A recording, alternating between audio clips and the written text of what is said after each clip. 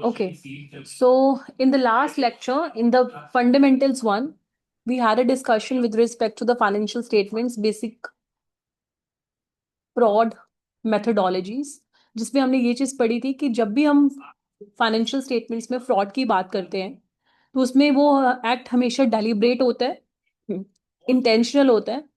और जब भी हम फॉल्सिफिकेशन या मैनिपुलेशन ऑफ अकाउंट्स में बात करते हैं तो उसमें या तो हम अपने रेवेन्यूज को ओवरस्टेट करते हैं, या एक्सपेंसेस को कम दिखाते हैं, या इम्प्रॉपर वे में एसेट का वैल्यूएशन करते हैं। एग्जाम्पल के तौर पे जैसे कि कोई हमारा स्टॉक है, स्टॉक में को कॉस्ट या market price whichever is less पे वैल्यूएशन होना चाहिए। तो अगर उसकी मार्केट वैल्यू लेस है फिर भी वो उसको अभी तक कॉस्ट पे ही वैल्यूड है, ओवर ओवर वैल्यूड है। तो इस तरह से काफी सारी इम्प्रॉपर मैनर में जब हम फॉल्सिफिकेशन करते हैं अपने फाइनेंशियल स्टेटमेंट्स में, it is refer to as fraud in the financial statements. ये सारी चीजें हमने बेसिक जो है लास्ट लेक्चर में, जो अप्रोक्सीमेटली 25 मिनट्स का था, उसको आप जाके जरूर देखें, वो सारी चीजें आपको उसमें समझ में भी आएंगी। तो चलिए आज का लेक्चर स्टार्ट करते हैं ऑफिशियली टाइमिंग डिफरेंस के इस एस्पेक्ट से, क्योंकि लास्ट लेक्चर तक हमने इस स्लाइड तक कर लिया था। चलिए सबसे पहले you need to understand timing differences क्या होते हैं। टाइमिंग डिफरेंसेस जैसे कि हमने पिछले उसमें भी एक एग्जाम्पल का कवरेज करा था कि जैसे कि जो सेम पीरियड से रिलेटेबल ना हो। बेसिक एग्जाम्पल जैसे ये वाला हमने करा था, रेवेन्यू रिलेट करता है अगले साल से, लेकिन आपने इसी साल रिकॉर्ड कर लिया, इस साल की इनकम को आपको आपने ओवरस्टेट कर दी। ये भी क्या है? This is timing difference falsification of accounts. ये क्या है? टाइमिंग डिफरेंस, क्योंकि वो रेवेन्यू उस पीरियड से रिलेट नहीं करता। तो चलिए ऑफिशियली अब स्टार्ट करते हैं आज का लेक्चर टाइमिंग डिफरेंस के एक अनदर एग्जाम्पल से, जो कि है pre mature revenue recognition. In general, if we specifically talk about premature revenue recognition, यानी कि रेवेन्यू कब रिकग्नाइज होना चाहिए, पहले तो ये चीज हमें क्लियर होनी चाहिए। रेवेन्यू रिकग्नाइज होना चाहिए जब सेल कंप्लीट होती है ना, तभी अकाउंटिंग रिकॉर्ड्स में उसको रिकग्नाइज करना चाहिए, या फिर जब ओनरशिप पास होती है from the seller to the buyer. ठीक है, या जब तक उसकी सारी की सारी जो कंडीशंस हैं, अगर उसमें कुछ कंडीशनल सेल है तो उसकी सारी कंडीशंस कंप्लाई नहीं हो जाती। इसको समझते हैं कि एग्जाम्पल की हेल्प से। लेट्स से कंपनी है, कंपनी ने रेवेन्यू जो है बुक करना था, इसमें लेट्स टेक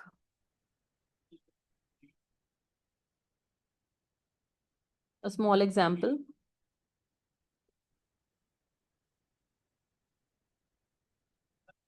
कंपनी ने रेवेन्यू जो है उन्हें रिसीव तो हो गया,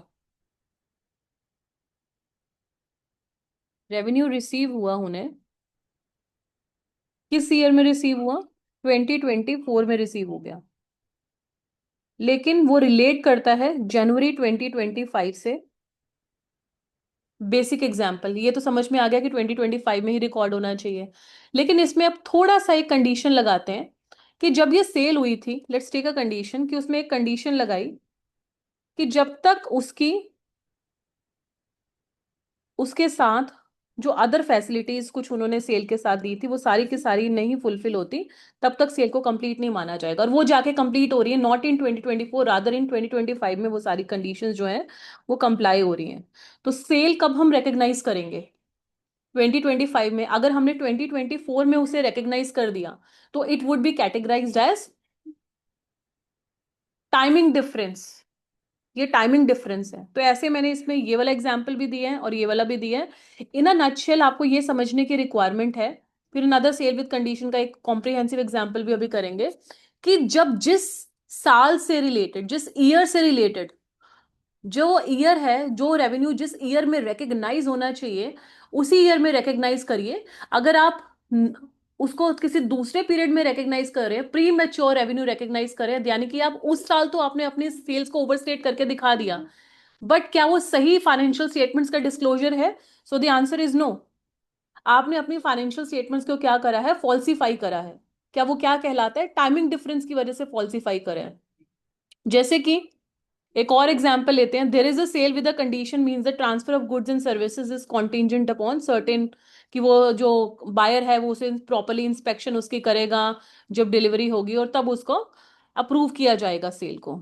ठीक है, तो उसके पास 30 डेज का। अब यहां पर है, company sales 1 lakh worth of garments to a retailer on March 2025, और उन्होंने उसके 30 डेज का एक राइट ऑफ रिटर्न दिया कि अगर कोई आइटम सेल नहीं होती तो आप हमें वापस कर सकते हो। ठीक है, तो अगर ये 1 लाख का 1 लाख रेवेन्यू इमीडिएटली अगर वो रिकग्नाइज कर देते हैं just to overstate the sales, ताकि उनके प्रॉफिट्स अच्छे नजर आए, ताकि उन्हें may be in the near future management को ऐसा लगता है कि हमने जो है इक्विटी फाइनेंसिंग करनी है, इक्विटी के थ्रू जो है अपने जो शेयर्स हैं वो मार्केट में अपना आईपीओ लॉन्च करना है ना, तो कुछ भी इसका रीजन हो सकता है, लेकिन है तो ये क्या, falsification of accounting records, falsification of financial statements intentionally, deliberately. ये वर्ड्स बहुत रेलिवेंट होंगे एमसीक्यू परस्पेक्टिव से। वो जो 25 मिनट्स का जो बेसिक लेक्चर आप उसको जाके देखोगे तो वहां पर ये चीजें मैंने बहुत ही डिटेल में बताई हैं। चलिए, सो ऑब्वियसली जब तक कंडीशंस सारी कंप्लाई नहीं होती ओनरशिप ट्रांसफर नहीं होगी, है ना। उसके बाद अगर कोई अनसोल्ड स्टॉक है तो ऑब्वियसली अगर आपने पहले से सारा रिकॉर्ड करके इमीडिएटली उसे मार्च 2025 में अगर फुल उस टाइम पे रिकग्नाइज कर लेते हैं तो वो प्रॉपर नहीं है। जब सेल कंप्लीट होती है उसे तभी रिकग्नाइज करना चाहिए, और इस तरह के एमसीक्यू परस्पेक्टिव से सुपर डुपर इंपॉर्टेंट होते हैं।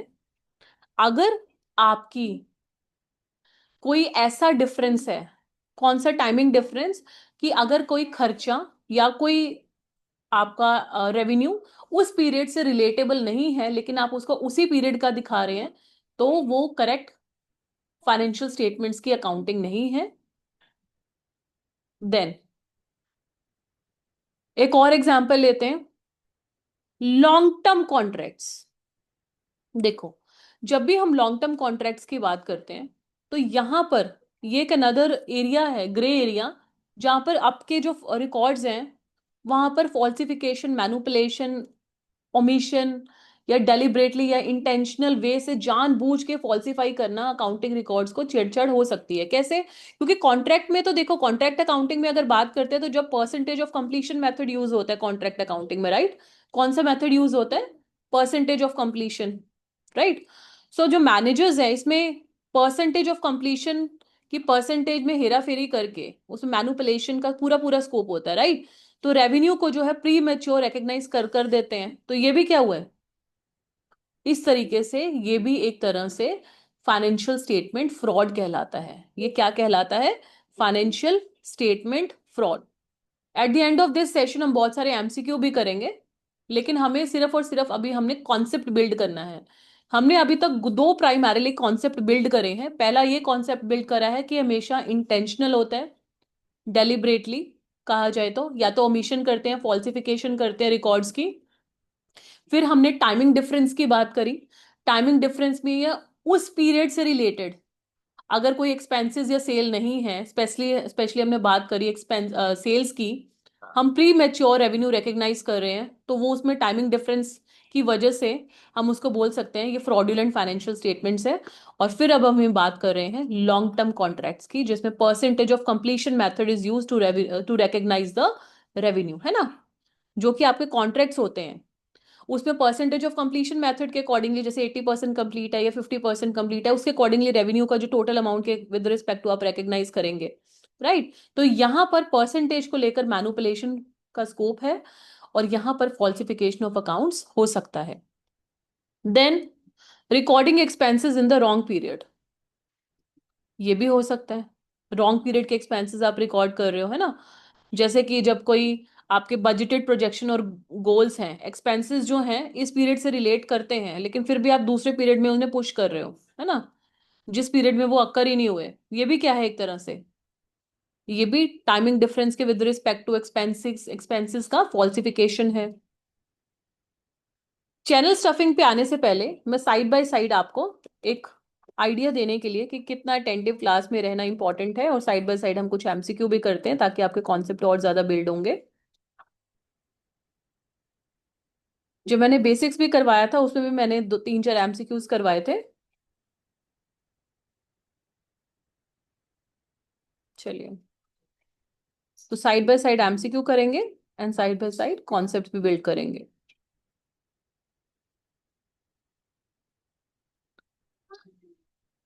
4 5 तो हमने कर लिए थे, तो अब एक अनदर है।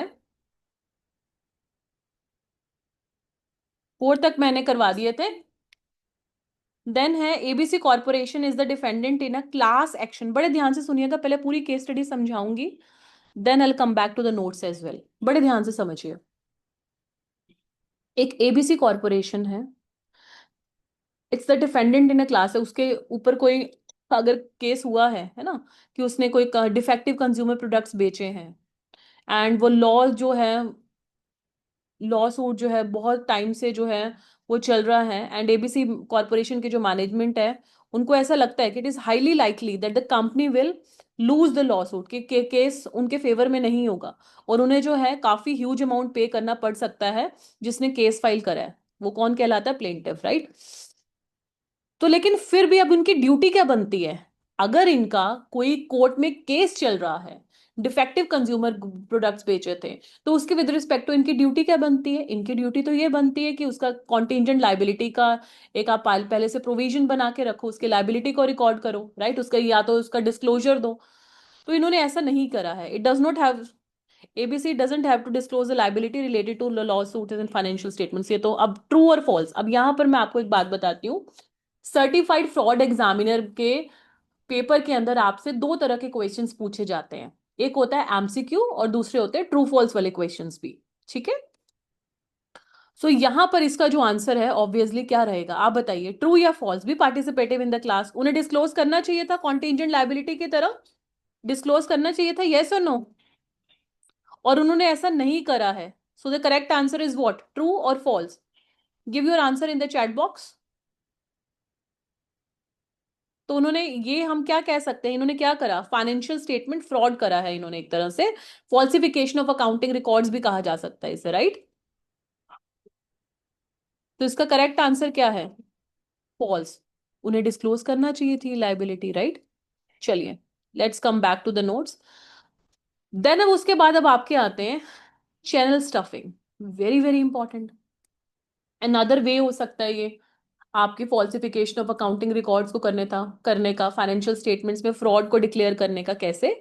कि आपने क्या करा, लार्जर क्वांटिटी अपनी सेल कर रहे हो प्रोडक्ट की डिस्ट्रीब्यूटर्स को। एक होता है ना कि हम तो या डायरेक्टली या तो कस्टमर को सेल करते हैं, या रिटेलर को करते हैं, या होलसेलर डिस्ट्रीब्यूटर को करते हैं। तो हमने होलसेलर डिस्ट्रीब्यूटर को ज्यादा क्वांटिटी में जो माल बेच दिया, अपनी सिर्फ और सिर्फ हमारा मोटिव था कि शॉर्ट टर्म अर्निंग्स को बढ़ाना, जिसमें हमने पेमेंट टर्म में भी उनको क्रेडिट पीरियड भी अलाउ कर दिया, डीप डिस्काउंट्स भी दे दिए, है ना?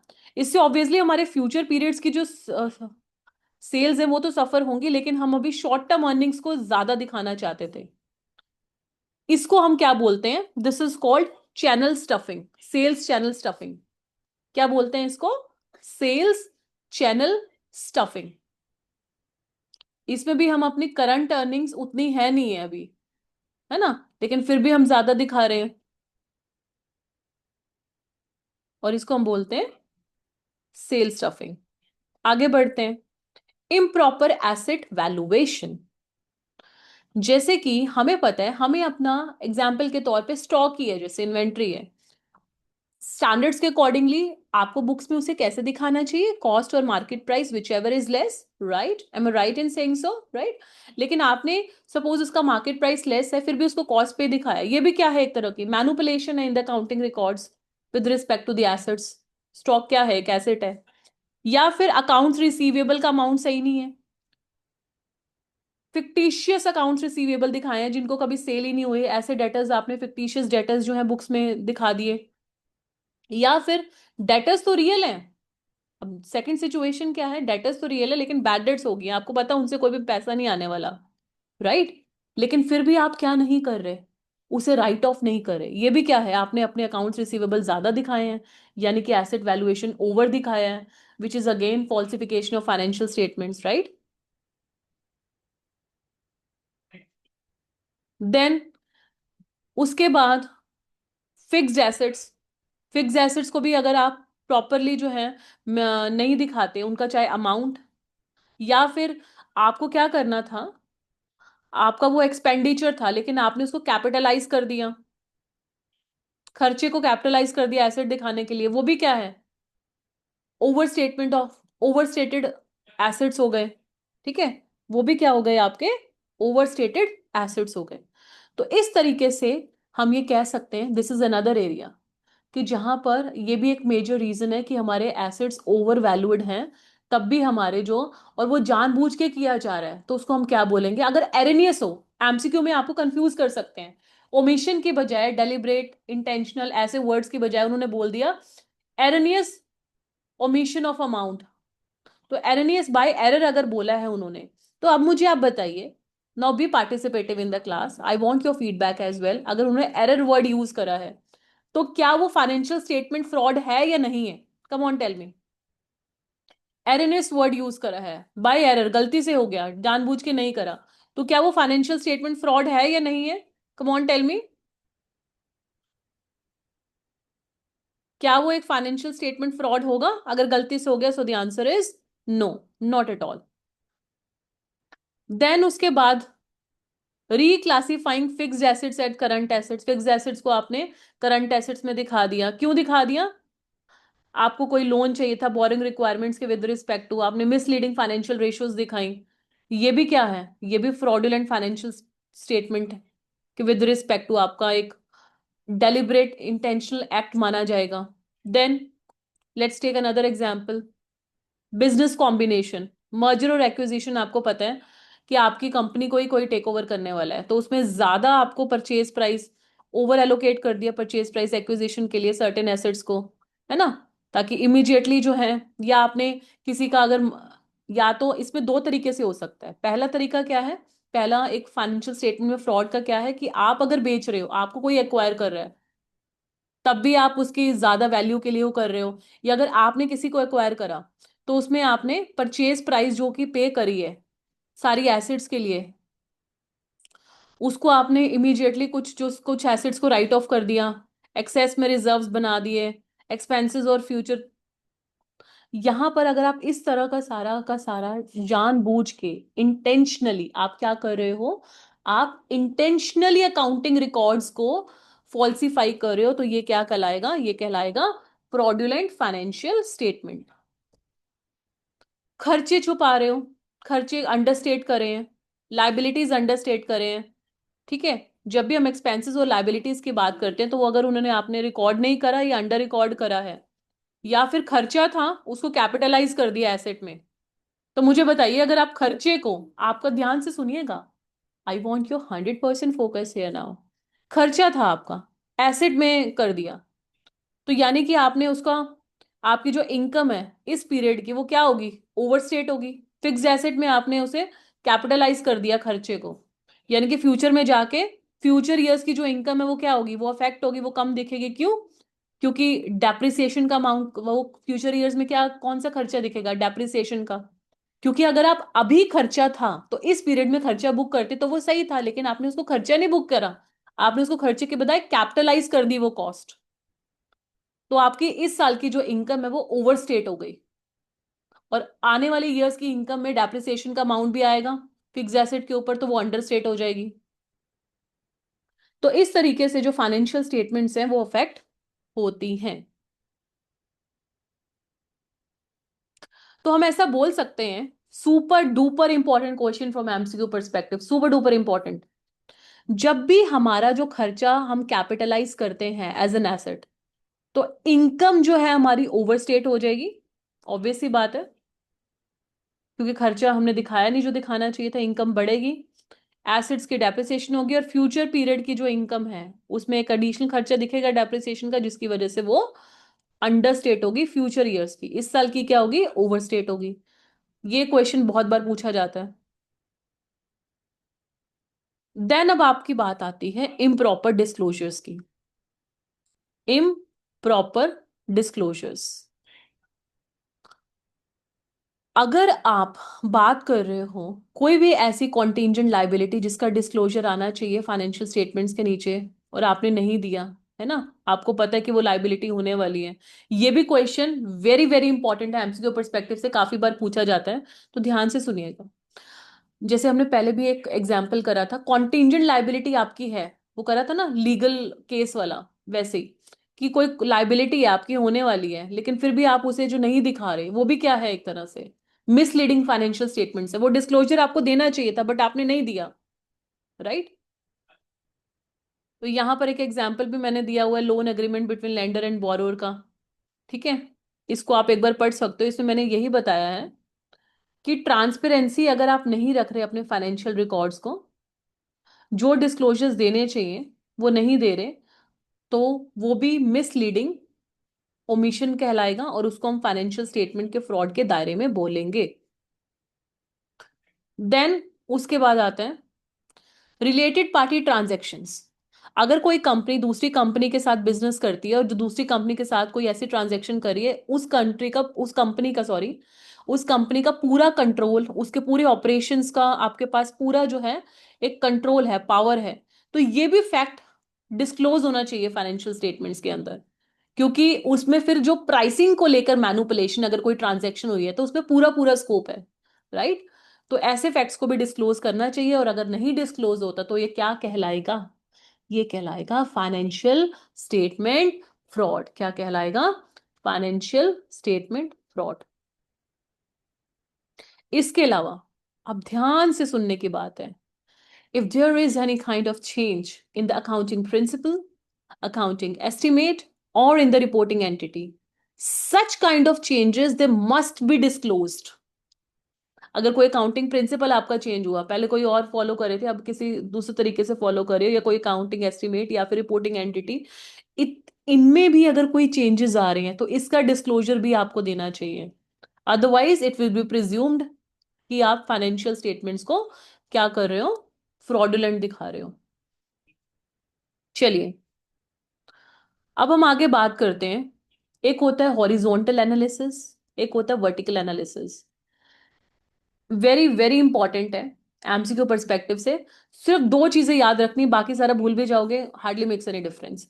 जब भी हम वर्टिकल एनालिसिस की बात करेंगे, वर्टिकल एनालिसिस की, राइट, सो उसमें आपका जो कंपैरिजन होता है, मतलब उसमें हर आइटम को जो वर्टिकली, जब हम एनालिसिस बात करते हैं, कॉमन साइज एनालिसिस भी इसे बोला जाता है, तो फाइनेंशियल स्टेटमेंट में हम हर आइटम को उसके एक बेस फिगर लेते हैं, बेस फिगर के साथ कंपेयर करके। जैसे कि अगर हम base figure percentage of sales लिया हमने, है ना, तो हर चीज को, चाहे वो नेट सेल्स एग्जांपल में, जैसे नेट सेल्स है, कॉस्ट ऑफ गुड्स सोल्ड है, ग्रॉस प्रॉफिट, ऑपरेटिंग एक्सपेंसेस, सबको सेल्स से डिवाइड करके हमने एक परसेंटेज ऑफ क्या निकाला, सेल्स निकाला, है ना।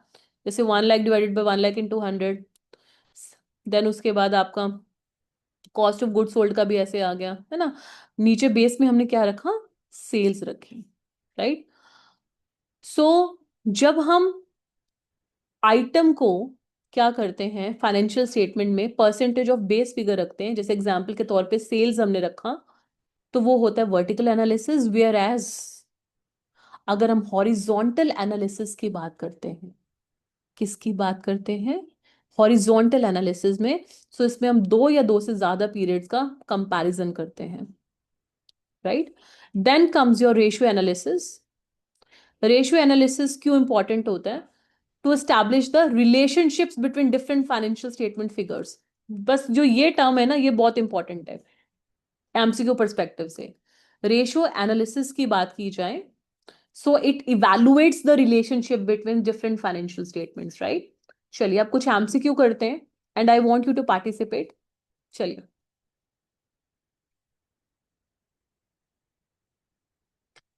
वो कह रहे हैं कि early revenue recognition is classified as what type of financial fraud scheme. हमने करा था ना टाइमिंग डिफरेंस वाला, कि अर्ली रेवेन्यू रिकग्नाइज कर लिया, जाके फ्यूचर पीरियड में होना था, अब कर लिया। तो बताइए which option is correct?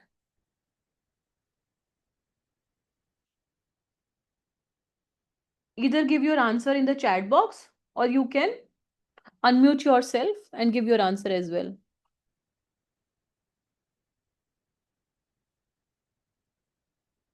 as you feel comfortable. So what is the correct option?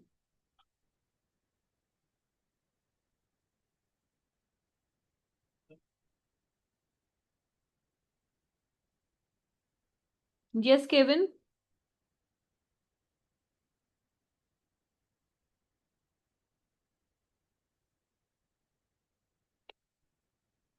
Revenue recognition जो है, so what's the correct answer? Timing difference. Timing difference, that's correct. Let's proceed towards another one.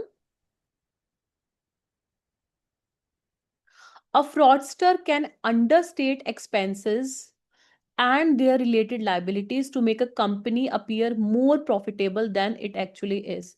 तो expenses को हम understate ही करते हैं, right? Expenses को, liabilities को, ताकि हमारे profit ज्यादा दिखे. So the answer is what? True? और अगर यही यहां पर understate की बजाय overstate होता, फिर हमारा correct answer क्या होता? अगर यहाँ पर ओवरस्टेट होता, लाइबिलिटीज में भी ओवरस्टेट होता, Overstate होता तो I guess it's overstate होता तो fraudster फॉल्स like होता. the statement can be true. अच्छा. अभी अभी करंट सिचुएशन में ट्रू क्यों है? क्योंकि वो अंडरस्टेट ही बता रहे हैं ना, एक्सपेंसेस और लाइबिलिटीज. और अगर यही ओवरस्टेट कर देते, अगर यहाँ पे अंडरस्टेट ना लिख के ओवरस्टेट एक्सपेंसेस करें, ओवरस्टेट लाइबिलिटीज करिए, तो प्रॉफिटेबल वो नहीं दिखते, तो Yes, रिवर्स हो जाता, वाइस वर्सा, है ना. correct. The asset, but when you will be attempting the questions, while choosing the correct option, you have to click on lock, right, to every question. आपको हर option को, जो भी correct option है उसको select करके lock करना पड़ेगा, और उसके बाद once you have attempted all the questions, आपको एग्जाम को सबमिट करना पड़ेगा. ठीक है, चलिए अगला question. The asset turnover ratio is used to assess a company's ability to meet sudden cash requirements. Cash अगर जो हम इमीडिएट कैश रिक्वायरमेंट्स के विद रिस्पेक्ट टू हमारी क्या एसेट टर्नओवर रेशियो रेलेवेंट होती है? नहीं, इसमें तो हम लिक्विडिटी के विद रिस्पेक्ट टू देखते हैं, राइट. So again false. तो दो तरह के क्वेश्चंस एग्जाम में पूछे जाएंगे आपसे, ट्रू फॉल्स वाले और एमसीक्यू वाले. क्लियर है ये वाला? Yes. नेक्स्ट नेक्स्ट आप अटेम्प्ट करो. Which financial ratio is calculated by dividing current assets by current liabilities? Easy है ये तो.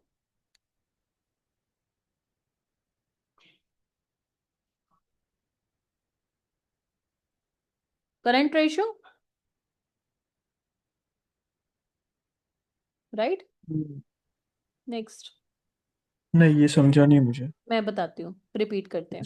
उन्होंने Okay. बोला कि हम अगर करंट एसेट्स को करंट लाइबिलिटी से डिवाइड करें, न्यूमरेटर में हमारे करंट एसेट्स है, डिवाइडेड बाय करंट लाइबिलिटीज, तो हमारी कौन सी रेशियो आती है बेटा? Current ratio. Yes, current ratio. बस Correct. वो यही Got it. हमसे बस यही बेसिक पूछ रहे थे इसमें. ठीक है, चलिए Okay. Next one. अब हमने वर्टिकल एनालिसिस और हॉरिजॉन्टल एनालिसिस का करा था. Just to give you a quick recap, फिर भी मैं आपको यहाँ पे रिपीट करना चाहूंगी ताकि आप आंसर्स को करेक्ट दें, क्योंकि ये कॉन्सेप्ट हमने आज ही पढ़ा है. वर्टिकल एनालिसिस की अगर बात करते हैं तो वहां पर हमने बोला है कि हर आइटम की आप क्या करते हो, इसमें उसकी बेस फिगर के हिसाब से क्या परसेंटेज है वर्टिकल में, लेकिन हॉरिजॉन्टल में दो या दो से ज्यादा ज्यादा पीरियड्स का कंपैरिजन होता है. अब क्वेश्चन पे आते हैं, अब पढ़िए. How does vertical analysis differ from horizontal analysis? सारे ऑप्शंस को आराम से पढ़िए, कोई जल्दी नहीं है, and then give the correct answer.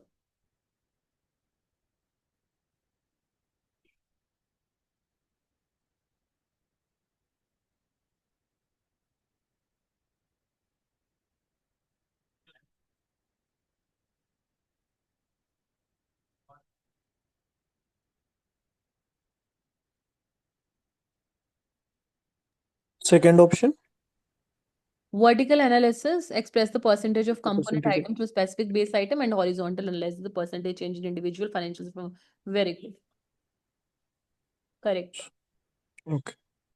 Next. The quick ratio is used to determine the efficiency. Operations की efficiency को क्या हम quick ratio से measure करते हैं? No. Quick ratio का function अलग होता है. So the answer is False. ये वाला बताओ. When performing vertical analysis on income statement, vertical analysis करें आप. Which of the following components is assigned 100%?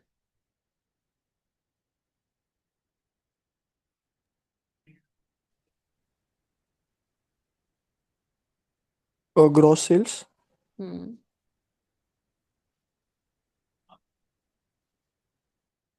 Next, which financial statement fraud scheme involves recording revenue and expenses in improper periods?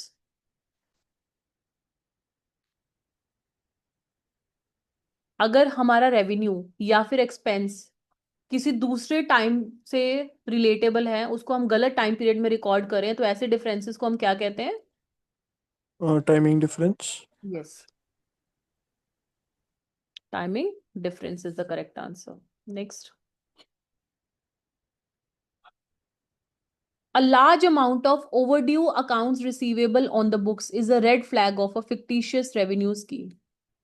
क्या हमेशा ऐसा है कि बहुत ज्यादा अगर ओवरड्यू अकाउंट्स रिसीवेबल हैं ऑन द बुक्स, कि इट गिव्स एन इंडिकेशन कि भाई होगा ही होगा, यहाँ पर फाइनेंशियल स्टेटमेंट फ्रॉड होगा ही, कि फिक्टिशियस रेवेन्यू दिखाया होगा तभी इतने ज्यादा है? नॉट ऑलवेज, है ना। और पार्शियल ट्रू, जब भी सिचुएशन आएगी पार्शियल ट्रू की, तो आपको फॉल्स वहां पे मार्क करना है। ठीक है, partial true is always false. Okay.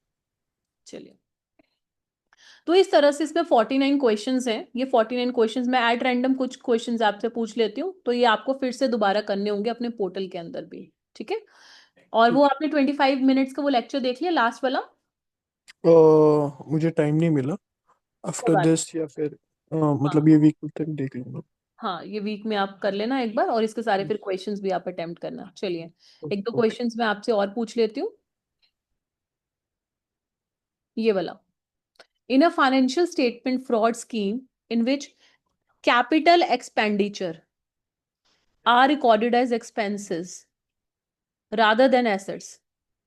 अब कैपिटल एक्सपेंडिचर था तो फिक्स एसेट रिकॉर्ड होना चाहिए था, राइट? लॉजिकली। यस। लेकिन आपने उसको रिकॉर्ड क्या करा है? एक्सपेंस। एक्सपेंसेस। एक्सपेंस रिकॉर्ड करा, एक्सपेंसेस रिकॉर्ड कर लिए। So the transactions will have the following effect on the organization financial statements. Income क्या होगी आपकी? बढ़ेगी या कम होगी इससे? एक्सपेंसेस रिकॉर्ड कर लिए, अगर ना करते तो आपकी इनकम, एक्सपेंसेस जो अभी आपने रिकॉर्ड करे हैं, जो एक्स्ट्रा हैं, जबकि वो अमाउंट एसेट में जाना चाहिए था, तो इनकम क्या होगी? इनकम। या या फिर एसिड्स इनकम। आपके क्या होंगे? वो वाला ऑप्शन तो यहाँ पे है नहीं, दूसरा जानबूझ के दिया हुआ है, तो एसिड्स आपके क्या है फिर? एसेट्स अभी एक्सपेंसेस में रिकॉर्ड किए। हम्म, तो एसिड्स अंडरस्टेटेड है। यस। उन्होंने तो दूसरा वाला फिर ऑप्शन मैं। की। हम्म। ठीक है, तो इस तरीके से आपको एक आइडिया लगा कि किस तरीके से आपको कॉन्सेप्ट बिल्ड करने हैं और किस तरह से फिर क्वेश्चंस पूछे जाएंगे, राइट? Yes yes. चलिए, let's proceed towards another one. Call ले लेते हैं स्क्रीन तक। ओके, इवेंट्स अकरिंग, या आपसे थोड़ा टेक्निकल एक और पूछते हैं। हाँ, ये वाला डिस्क्लोजर्स वाला, yes. All of the following are classification of financial statement fraud except, मतलब जो आपका फ्रॉडुलेंट फाइनेंशियल स्टेटमेंट ऑप्शन नहीं है, यही मतलब हुआ इसका, है ना। यस। इम्प्रॉपर डिस्क्लोजर भी होते हैं, फिक्टिशियस रेवेन्यू भी करके आए हैं, yes. Improper asset paper valuation भी एसेट करके आए हैं। वैल्यूएशन भी होता कौन है। सा रह गया हमारा?